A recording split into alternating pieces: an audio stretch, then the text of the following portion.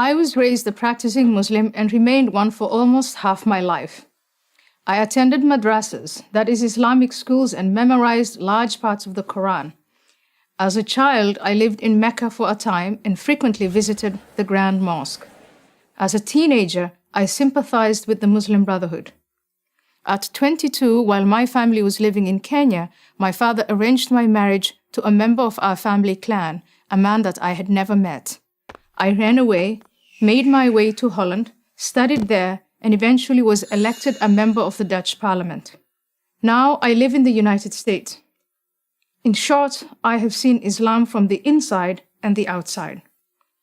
I believe that a reform of Islam is necessary and possible, and only Muslims can make that reform a reality. But we in the West cannot remain on the sidelines as though the outcome of this struggle has nothing to do with us.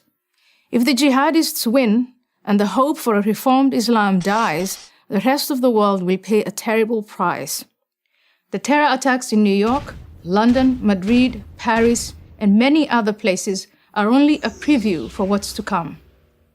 For this reason, I believe that it's foolish to insist, as Western leaders habitually do, that the violent acts committed in the name of Islam can somehow be divorced from the religion itself.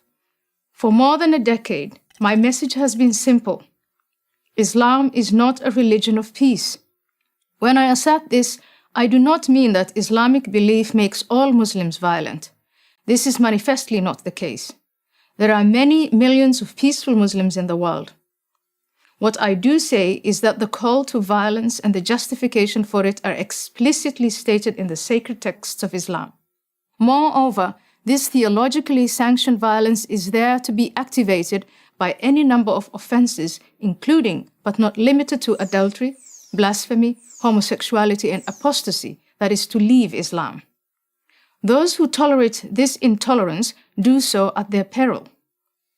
As someone who has known what it is to live without freedom, I watch in amazement as those who call themselves liberals and progressives, people who claim to believe so fervently in individual liberty and minority rights, make common cause with the forces in the world that manifestly pose the greatest threat to that very freedom and those very minorities.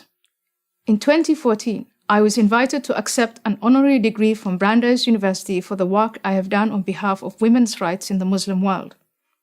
That invitation was withdrawn after professors and students protested my criticism of Islam. My subsequent disinvitation, as it came to be called, was no favor to Muslims, just the opposite. By labeling critical examination of Islam as inherently racist, we make the chances of reformation far less likely. There are no limits on criticism of Christianity at American universities or anywhere else for that matter. Why should there be of Islam? Instead of contorting Western intellectual traditions so as not to offend our Muslim fellow citizens, we need to defend both those traditions and the Muslim dissidents who take great risks to promote them. We should support these brave men and women in every way possible. Imagine a platform for Muslim dissidents that communicated their message through YouTube, Twitter, Facebook, and Instagram. These are the Muslims we should be supporting, for our sake as much as for the sake of Islam. In the Cold War, the West celebrated dissidents such as Alexander Solzhenitsyn, Andrei Sakharov, and Václav Havel, who had the courage to challenge the Soviet system from within. Today, there are many dissidents who challenge Islam, but the West either ignores them or dismisses them as not representative. This is a grave mistake. Reformers such as Tawfiq Hamid, Asra Nomani, and Zuhid Jasser, and many others must be supported and protected. They should be as well known as Solzhenitsyn, Sakharov, and Havel were in the 1980s.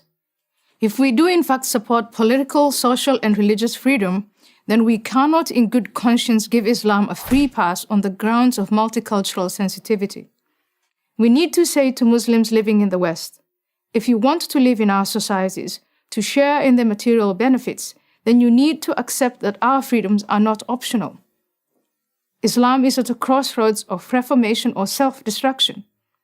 But so is the West.